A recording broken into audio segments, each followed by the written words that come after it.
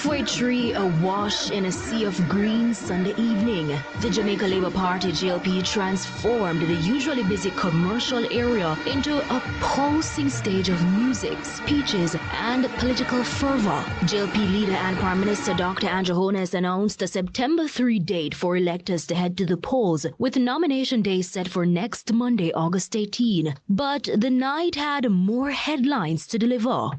Come September, when the new school term starts, we will give free transportation to all school children,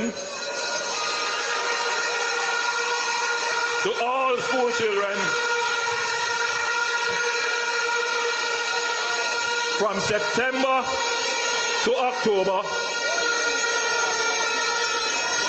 And this will also include all tertiary students with ID will be able to utilize the JUT services free of cost for 2 months.